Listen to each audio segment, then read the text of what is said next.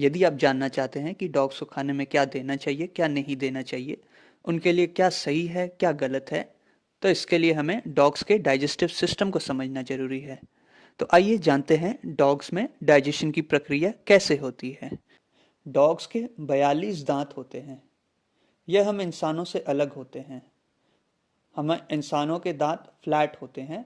इनका काम होता है भोजन को ज़्यादा देर तक चबाना, परंतु डॉग्स के केस में ऐसा नहीं है। उनके दांत मांस को पकड़ने, नोचने, छीलने और हड्डियों को छोटे टुकड़ों में करने के काम आता है। वह कभी भी अपने भोजन को अच्छे से चबाते नहीं हैं, बस छोटे टुकड़ों में करके उन्हें सलाइवा के साथ मिक्स होकर वो भोजन उनके पेट तक चला जाता है। यदि आप पेट पेरेंट है या फिर आप ब्रीडर है तो आपने देखा ही होगा कि डॉग्स हमेशा जल्दी जल्दी अपने भोजन को खा लेता है। वह ज़्यादा देर तक चबाता नहीं है। उसका कारण ये है कि उनमें जो डाइजेशन की प्रक्रिया है वह उनके पेट से शुरू होती है, और इंसानों में और अन्य शाकाहारी जीवों में यह मुंह से ही शुरू हो जाती है। यही कारण है कि डॉग्स अपने खाने को जल्द से जल्द अपने पेट तक पहुंचाते हैं, ताकि डाइजेशन की प्रक्रिया शुरू हो जाए और सारे न्यूट्रिएंट्स उन्हें मिल सके जल्द से जल्द। जब ये भोजन उनके पेट तक पहुंच जाता है, फिर उनके पेट में हाइड्रोक्लोरिक एसिड की सिक्रीशन होती है। ये हाइड्रोक्लोरिक एसिड बहुत ही ज़्यादा स्ट्रांग होता है। यह इतना स्ट्रांग होता है कि यदि डॉग्स के पेट में कोई जर्म्स या कीटाणु या बीमारी पैदा करने वाले जीवाणु चले जाए तो वो इस हाइड्रोक्लोरिक एसिड से मिक्स होकर वह मर जाते हैं और डॉग्स को बीमारी से बचाते हैं। यह भोजन अब पेट से होकर उनके स्मॉल इंटेस्टाइन तक पहुंच जाता है। स्मॉल इंटेस्टाइन में या छोटी आंतों में जितने भी न्यूट्रिएंट्स होते हैं वह सारे उनका शरीर पैंक्रियास और लीवर की मदद से डाइजेस्ट कर लेता है, और जो वेस्ट मटेरियल बचा रहता है वह लार्ज इंटेस्टाइन तक, बड़ी आंतों तक पहुंच जाता है। लार्ज इंटेस्टाइन में पानी की अब्जॉर्प्शन होती है और कुछ जो बचे कुछ मिनरल्स या विटामिन्स रह गए हैं उनकी अब्जॉर्प्शन हो जाती है। डॉग्स और अन्य शाकाहारी जीवों में और इंसानों में जो इंटेस्टाइन या आंतें होती हैं इनमें काफ़ी ज़्यादा फर्क होता है। डॉग्स का इंटेस्टाइन शॉर्ट होता है, यह छोटा होता है, जिससे इनके शरीर में जो डाइजेशन की प्रक्रिया है वह बहुत जल्दी होती है। 7 या 8 घंटों में डॉग अपनी डाइजेशन की प्रक्रिया पूरी कर लेता है, परंतु इंसानों में और अन्य शाकाहारी जीवों में यह प्रक्रिया काफ़ी ज़्यादा लंबी होती है। इंसानों में कम से कम यह 36 से 48 घंटे तक प्रोसेसिंग होती रहती है। जितने भी अनाज, हरी पत्तियाँ और सब्जियों में जितना भी कार्बोहाइड्रेट होता है वह ज़्यादातर लार्ज इंटेस्टाइन में बैक्टीरिया की मदद से डाइजेस्ट होता है।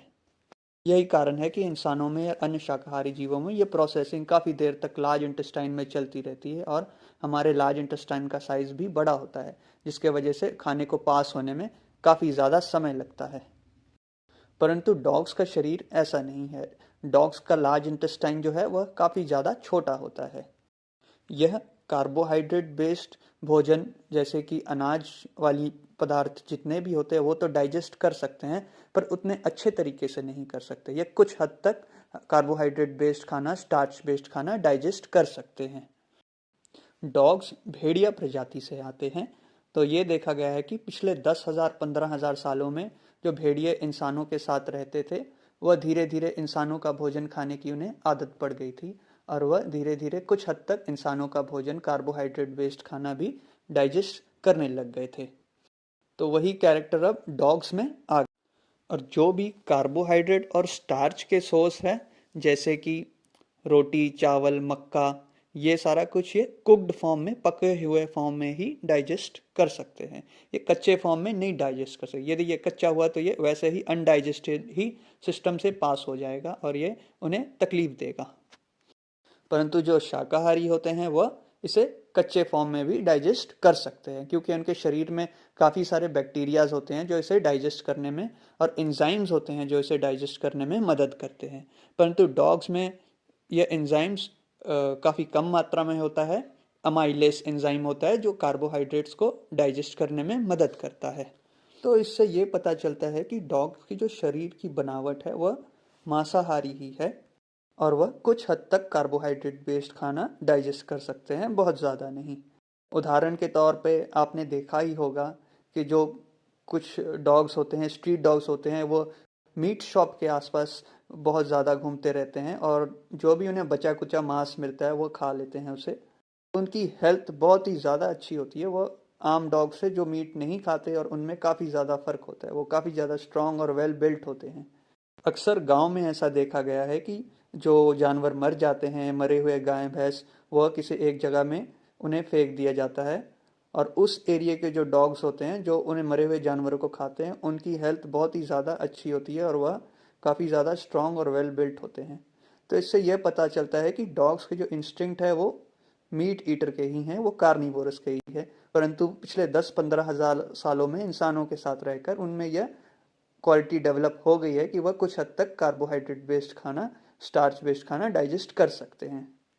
अब डॉग्स को खाने में क्या देना चाहिए, क्या नहीं देना चाहिए, ये हम अपने नेक्स्ट वीडियो में कवर करेंगे। फ्रेंड्स, यदि आपको ये वीडियो अच्छी लगी हो तो प्लीज़ लाइक, कमेंट और शेयर ज़रूर करें। Thank you so much.